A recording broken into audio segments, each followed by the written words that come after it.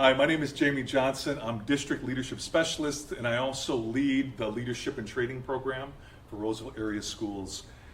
We have a challenge for you today, a great challenge. And we're going to start with the question, what is leadershifting? What is leadershifting? You see, our world feels like it's in constant change right now, doesn't it? Things are moving, things are changing, there's a level of uncertainty. Our world is actually shifting before our eyes. Things are changing before our eyes. And whether we like it or not, change is happening. Uncertainty is happening. Uncertainty is ever before us. Even our educational environments, we've all experienced. Feels like it's in change. What are we doing? There's a level of uncertainty. What's going on? How do we proceed forward? What should we change? What shouldn't we change? And when you're a leader, uncertainty can be difficult to deal with. So what are leaders to do? How are we to proceed? Well, each of us who call ourselves leaders, influencers, difference makers, committed workers, change agents, teachers of this generation, what are we to do with uncertainty? Well, will you sit still, do nothing, stay silent, complain, stay the same, become apathetic? What are we to do in the midst of uncertainty? What are we to do in the midst of change, even though we don't want that change to happen? Because each of us is going to be challenged with something, each of us, no matter what level you are, administrator, teacher, custodian, after school worker, out of school time worker, it doesn't matter. All areas, each of us are going to be challenged. And the challenge is, are we still going to lead effectively in the midst of uncertainty? That's our challenge. One thing that we teach at LIT is, instead of living in fear of the challenges, instead of living in fear with uncertainties, have what we call an ability to have leadership courage. Instead of letting uncertainty and fear mold you, let leadership mold the situation. And that's our challenge. In order to excel, every educational leader is going to need ongoing, what we're calling leader shifts, to happen in your life. Well, what is leadershifting? It's the ability to make changes and shifts in your leadership that positively enhance your personal, student, and educational growth. It's what you can do. It's on you. It's the leader shifts you can make to be able then to affect your own personal growth, student growth, and the organizational growth at large, even in the midst of uncertainty. So as educational leaders, it is our ability and willingness to make these leadership changes, to make these leader shifts. So we're going to have 6 wonderful Roseville students that are going to speak into your lives. And I hope you're ready to take notes. I hope that you're active listening, even while you're sitting at home or wherever you may be. And these leader shifts that they're talking about have come from their own heart, come from their own mind, and their own experiences. And they're going to talk about 6 of them. So I hope you're ready. 6 leader shifts coming your way. Thank you so much.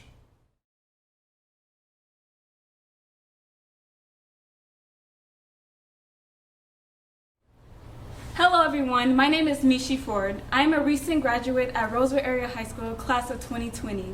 I have been in LIT for 6 years and I'm a LIT coach. I'm now a freshman at Bethel University and it's my first year and I'm so excited for our journey. Hi, my name is Apo and I'm also a graduate at Ros. I've been a leadership and training coach with Mr. J for 6 years and I will also be going to Bethel this year. Hello everyone, my name is Yusuf and I'm the one they left behind. I'm still a senior in high school. Oh yeah, Roz? But I'll be doing PSCO at Bethel this year. I've been in the leadership training community for 5 years now, and I'm super excited to share with you guys what we have today. We're gonna jump right into it. Leadership number 1. We have to leadership to radical student self-care. What does that mean? Leadershifting from student and teacher academic burnout and busyness to emotionally healthy self-leadership. We have a lot of emotionally unhealthy people in our buildings. We have the people who are so overloaded and overwhelmed that all they do is school. They are either grading papers or doing homework.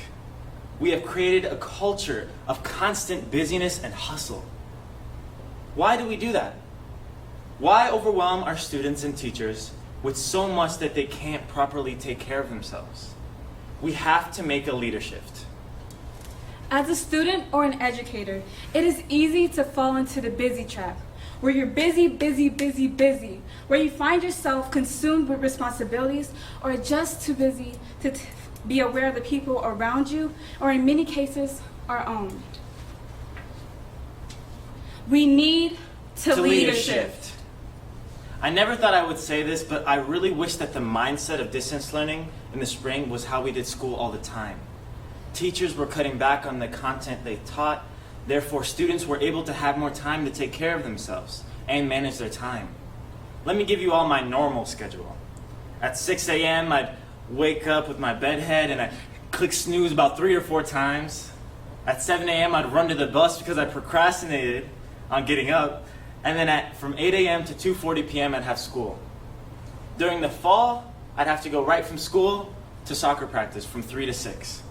And in the winter and spring, I'd have to go to LIT from 3 to 6. And I want you guys to hear, I only really had probably an hour a day for myself. To lay down, to eat, to chill, to do whatever I need to do. Because the rest of the night, I was doing homework. And if I'm lucky, I'll get to bed by 11 p.m. And I would repeat this over and over and over again. One thing to the next, to the next, to the next, with no time to breathe or take care of myself. This schedule is not including work, my club season for soccer, or anything I choose to do with my friends. On top of that, I was living with a family who was dealing with abuse and trauma at its core. And I'm not the only one who struggles at home. So when you're analyzing a student, you can't just analyze them by the one that you see right there. You also got to analyze what they're doing, what's going on at home. This spring made me realize that my schedule is crazy and that I'm such a better person when I'm not overloaded. I cannot maintain a healthy Yusuf with that crazy schedule. Over the spring, just to give you guys some insight, I got to learn how to cook some Arabian dishes that I've never had the time to. I improved my grilling drastically when it comes to seasoning. My family calls me the Egyptian Salt Bae. No, they don't actually call me that, but you know what? You get the point. I got to take walks every morning before class and lay down in the grass just to take time to appreciate life. I even had the time to read books for fun, and I've never had the time to even explore that. So that's what I mean by the distance learning mindset. Students and their mental health first, school content and work second. Because we cannot keep the same intense level of rigor when it comes to our students and expect that they're just going to be magically emotionally healthy. We can't keep using the excuse of being busy to justify not acknowledging both our students' and teachers' needs. We need to start developing an appreciation for self-care within our school community. We need to leader shift. And I can relate to this. I remember having my first anxiety attack my junior year. I had just finished taking my AP Psych exam, and I didn't know what I was experiencing at the time. All I knew was I couldn't breathe. My anxiety was through the roof. It sucked. I was lucky enough to have a few friends help me and a teacher that I hold dear to my heart. My teacher decided to take the time to pause everything, and take the needed steps for me for my self-care. She had oils that were calming and provided little snacks to eat.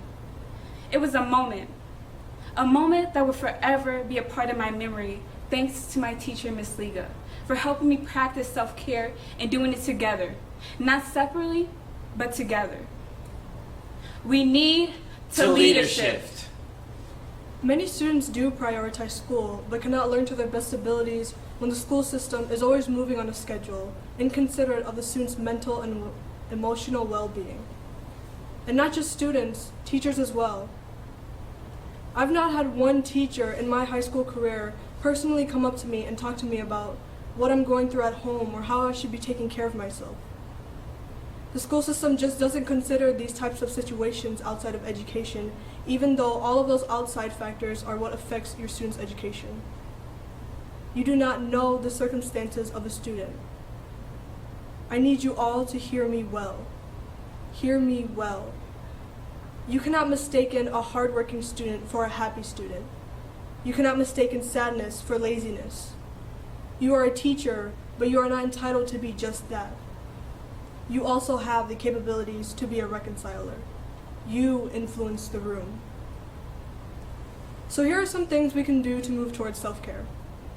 First, we need to normalize self-care. We should be asking ourselves these following questions. What am I doing within the school day to take care of myself?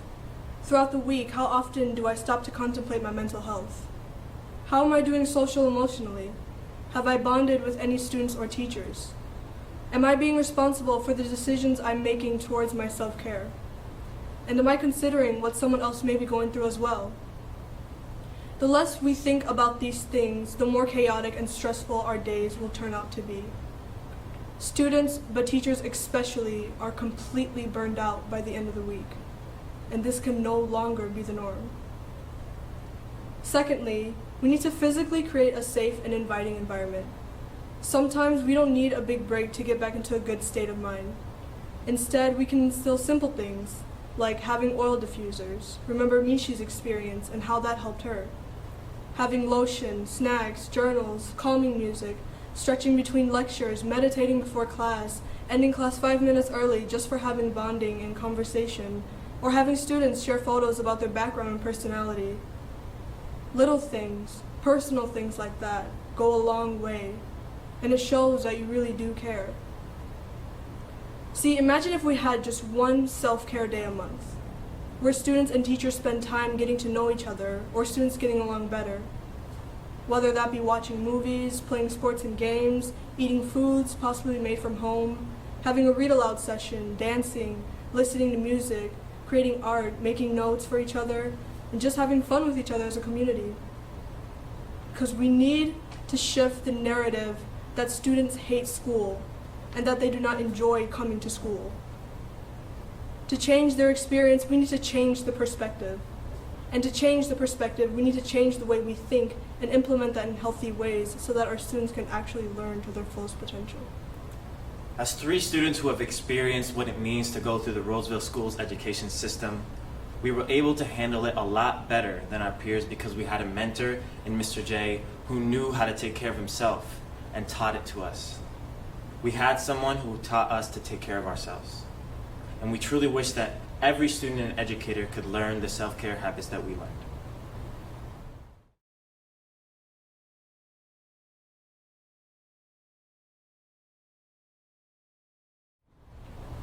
Hi everyone, my name is Talia McWright and I'm a recent Roseville graduate. I'll be attending Bethel University this fall and I've been in the LIT program for over 6 years now.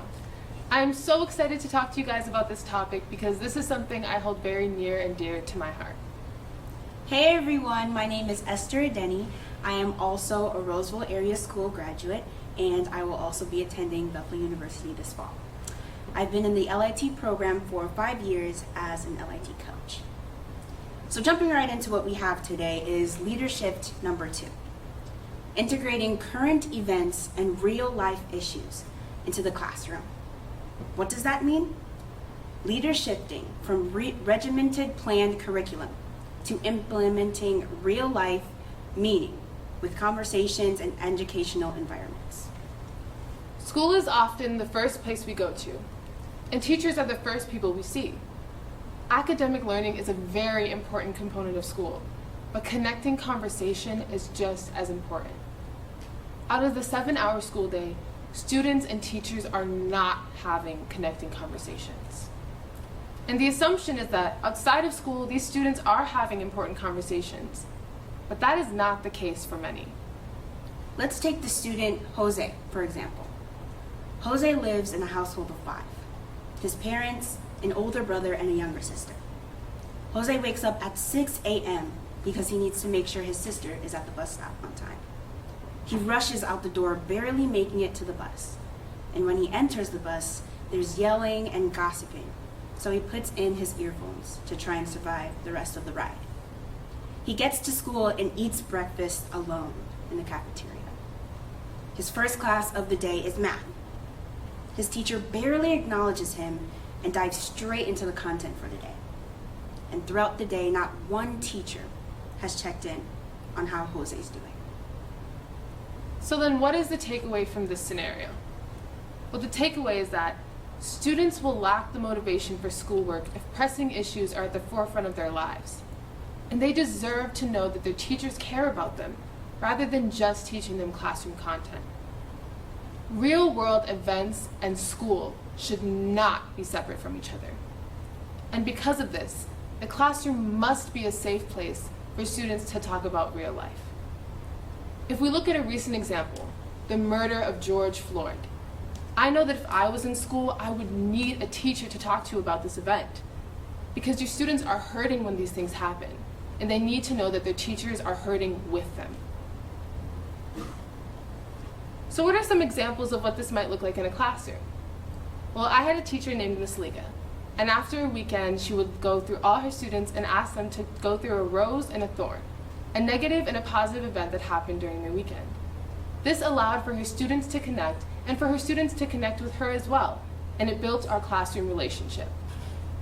You can also find multiple ways to check in with students, whether this looks like having open conversations, a right response, watching videos, or even assigning readings. And remember, teachers, this does not have to take 30 minutes. It can be as little as just 5 and still be as effective. So we have some reflection questions for you. How would having connecting conversations improve a classroom dynamic? And what do teachers miss when they don't talk about pressing issues with their students? A few questions you can even ask your students is, how are we doing today? What is the prominent thing on your mind? And what is something that you need to let go of and speak about so that we can focus in on the lesson for today? And remember, educators, do not be afraid to follow up with your students. They really appreciate when you do.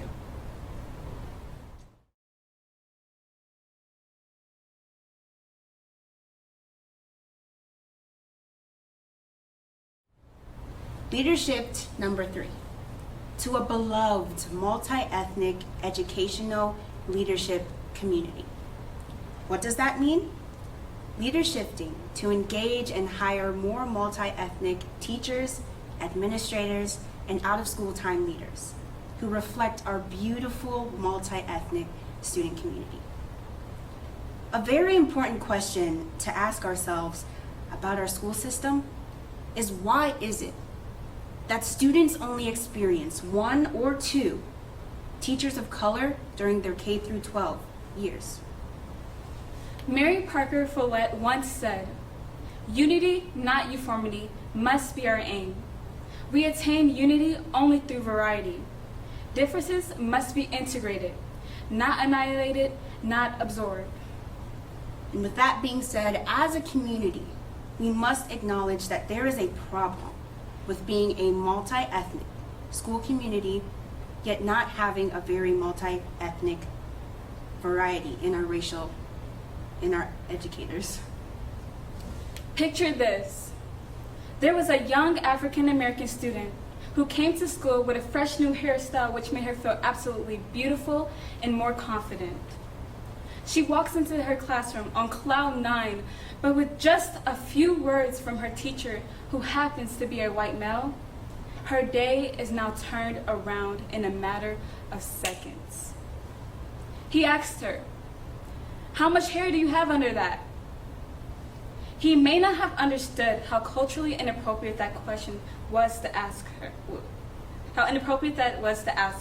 how that question may hurt her. The student tried to seek assistance with the situation from the help of a trusted teacher. But to no avail, the teacher couldn't quite relate to her because she has never experienced something similar, and she probably never will. Then imagine if there were to have been a teacher that related to her cultural experience, in whom she felt she could confide in. Not only would she feel heard and understood, but that teacher could then explain to their colleague the negative impact it had on their student of color. So why does this matter? Well, the thing is that students feel more comfortable opening up with educators who look like them and can relate to their experience. The lack of representation for our students of color can make it hard for them to get the best out of their educational experience. It's easier to tune someone out who you don't think is saying something important. The fact is that you're more likely to pay attention to someone you trust, someone you have a connection towards. Educationers who do look like us are usually substitute teachers, or they teach classes that aren't necessarily core classes. And there is a problem with that. And it often feels that schools cater towards white people and students, from the curriculum to who's teaching it. An example of this is our history classes, where we're taught white European history, usually from white teachers. It can be discouraging not seeing many educators of color teach, and this can even propel students away from the desire of becoming a teacher. It is not only important for students of color to be taught by educators that they can relate to, but it is just as important for those who are not of color to learn from them and to gain new perspectives. An important question to ask ourselves again is, what message do we send to our kids by not having people of color in educational positions? You know, it seems that the narrative is that people of color have to insert themselves into education, that they don't naturally belong there. So, you may ask, what are the next steps? Hiring not only leaders of color, but also hiring quality educators. Until we are able to hire educators of color, we need quality educators who connect with their students' hearts and their minds cross-culturally. Racial reconciliation is essential to building bridges cross-culturally. And to add on to Mishi's point, quality, qualified, and passionate teachers of color exist. But we must be intentional about seeking these people out during the hiring process. And not just settling, we have to put in the work to find these quality educators. Some questions to ask are, what are ways you can learn more about your students of color stories and create a safe and welcoming space for all? What does intentionally hiring quality teachers of color look like? And how do we make this a reality? How does it feel knowing that students of color are mainly being taught by white educators? And how do we think students feel about this too?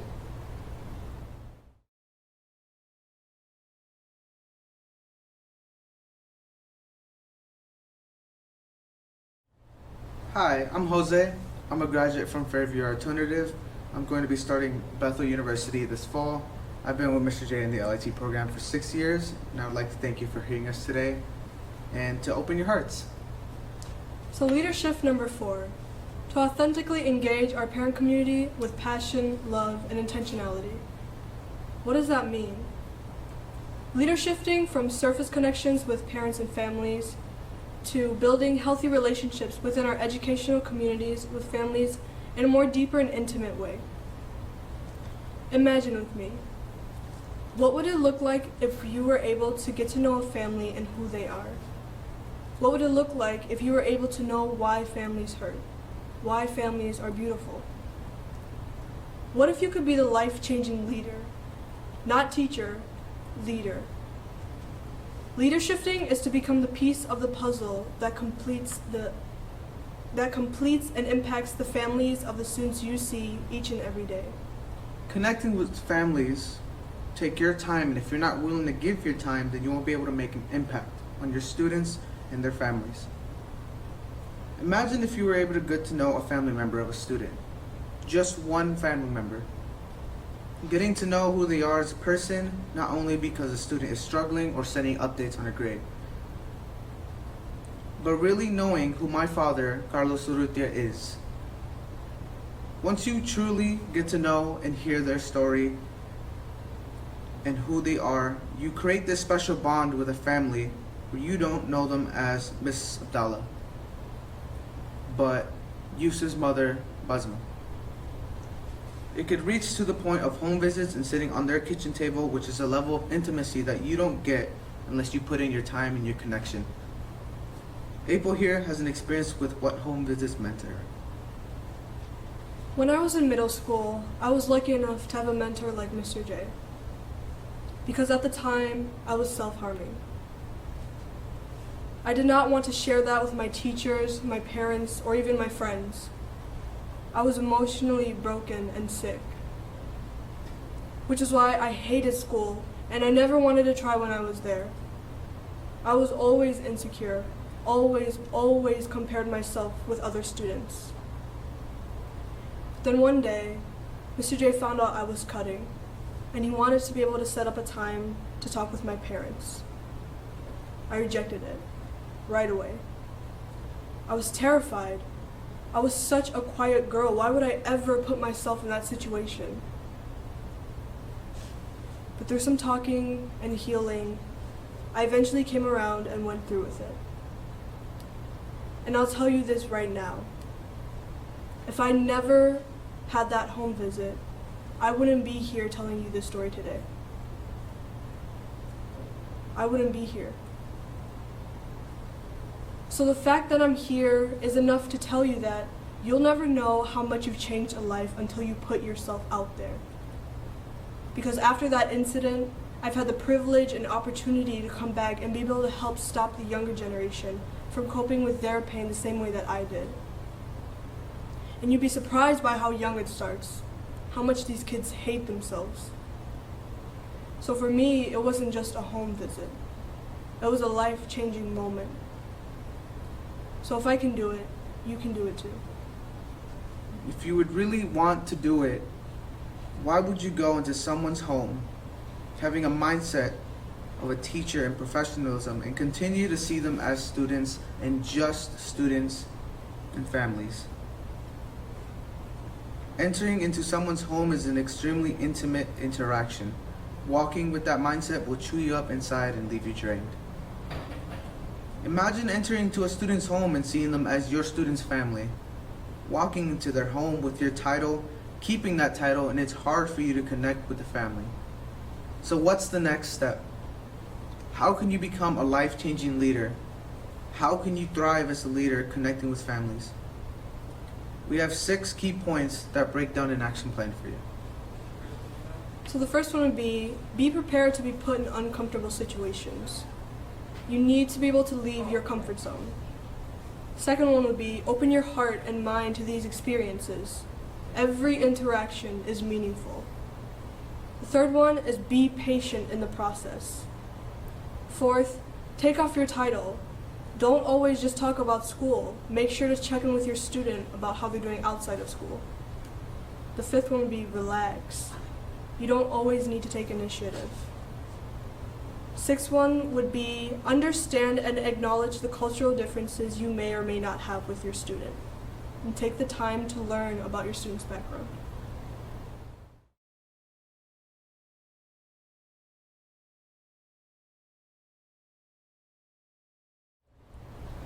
Leadership number 5. Leadershifting to engage our entire multi-ethnic student community. What does that mean? Leadershifting from passive tokenism to intentionally listening to the voices of students of color. Roseville has become a racially diverse community who truly emphasizes the value of racial equity. But we can't stop there. This is what we can't do. Allow our students of color to be tokenized. And if you don't know what that means, let me define what cultural tokenism is. It is the practice of only making an inauthentic or symbolic effort to be inclusive to members of minority groups, especially by recruiting a small number of people of color in order to only give the appearance of racial equality within an organization. We cannot be treated as just participants. We need to be treated as game changers. Roseville has been dominated by the white student voice for far too long, and students of color need to start being empowered. Let me tell you what we mean by this.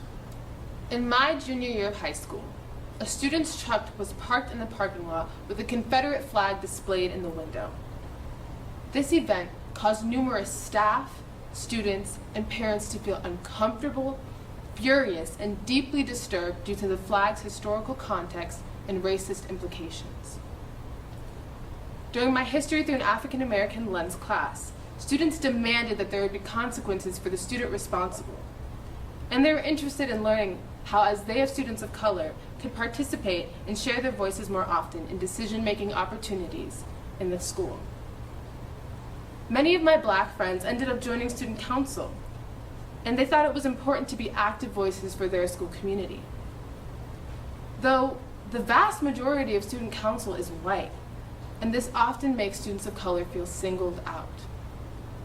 When the topic of Spirit Week came up, my friends were eager to suggest a culture day as opposed to the normal USA Day, in which students are encouraged to wear red, white, and blue and be proud of being an American or living in America.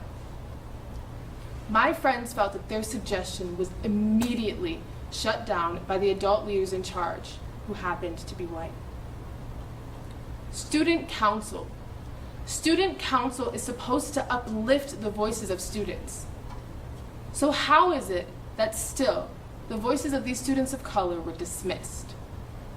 A multiracial school community must hear, listen to, and acknowledge multiracial students. I would go one step further to say not only hear their voices, but understand the value that they bring.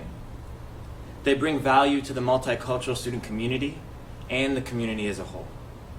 Students need to feel that educators care about the voices of their multicultural students.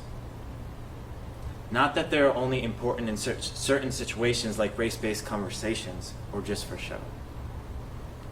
A difficult question to ask yourself is, have you modeled or exemplified cultural tokenism in your leadership and or classroom?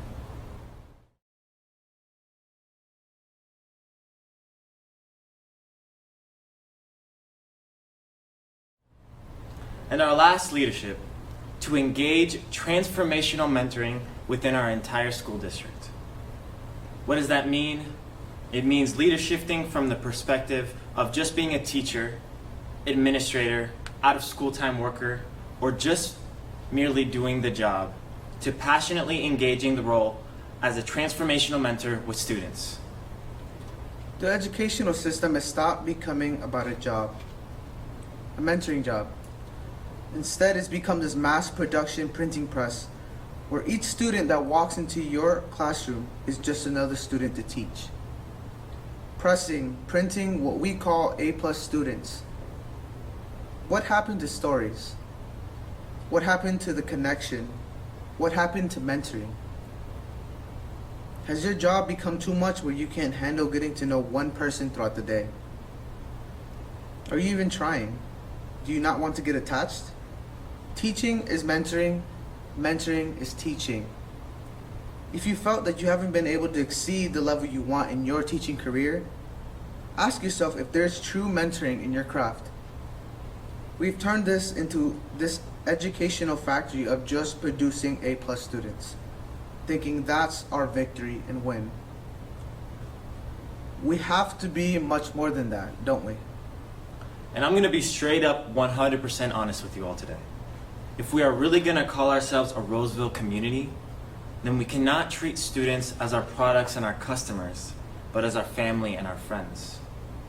We cannot measure them by the GPA or their amount of varsity sports that they play. If that's what we're really gonna do, if that's all we become, then I would recommend changing our name to the Roseville Area Business, where we put kids through school, not love them through it. What I'm trying to say is this: students need deep and meaningful connection time with you all. And I love what my teacher, Ms. Barnes, said in my Intro to Urban Education class. She said, teaching for me is not a job, it's a calling. I believe that teachers undervalue the influence and impact that they can have on a student. I can say that the teachers who have taken the time to really just get to know me and my story, to ask the tough questions about my life, and the staff who saw past my perfect mask that I put on, they changed my life forever. We value mentoring at a high standpoint, but what is mentoring? How do we do mentoring? I've broken it down into 3 key points in what mentoring is. Firstly, they know the way, so they have insight and wisdom born from experience. Secondly, they show the way by generously applying their insight and wisdom to your specific situation. Thirdly, they go the way by walking with you through your own journey and helping you learn from your experiences.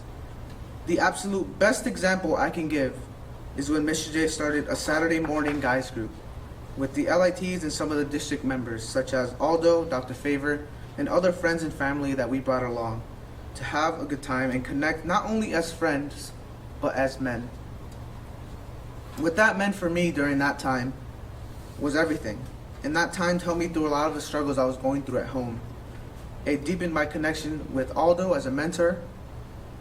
It helped me get to know Dr. Favor more on a higher scale than if I were just to see him in the hallway a few times. They knew the way, showed me the way, and went the way with me. It impacts not only the students, but impacts you and creates a life-changing community. In conclusion, mentoring is going to have to be the way because in this generation-changing community, it will be vital for learning.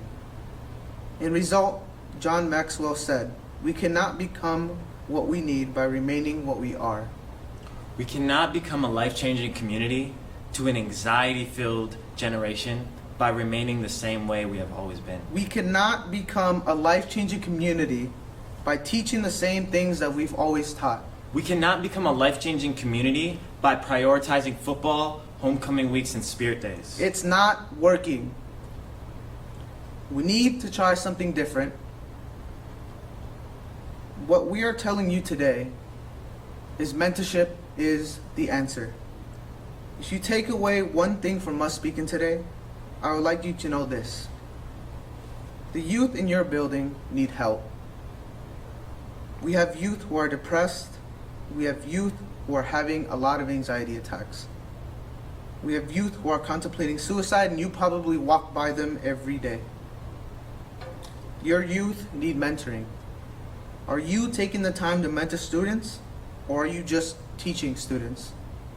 Have you ever mentored students and got to know their stories? If not, why? So listen, in conclusion, we believe everything rises and falls on leadership. And we're going to have to make leaderships. These 6 students today gave you 6 different leaderships that they believe needs to happen. And there's so many more. And here's the thing, we can't be afraid of change as leaders. I've always heard a quote that was said to me by one of my mentors, when you're through changing, you're through. We can't be afraid of change. And so whatever this year looks like and whatever obstacles and challenges and uncertainties that we face, let's face them together. If I were to give you a leadership 7 or a little 6 plus would be this. We must not do jobs together. We have to be willing to do life together. To get through this current situation with COVID, the other cultural and racial challenges that are plaguing us today, distance learning, all the things, and even before all this, whatever it is that we're dealing, we have to be able to do them together. Uncertainty, challenges, struggle has to be done together as brothers and sisters and doing it like a family, not doing it like a job. So that's our challenge. I hope you feel inspired. I hope you're not afraid. I hope that you're willing to go forward with strength and faith and love and togetherness, that we will make a difference in students' lives as they make a difference in our lives. Thank you so much. Everybody wave goodbye.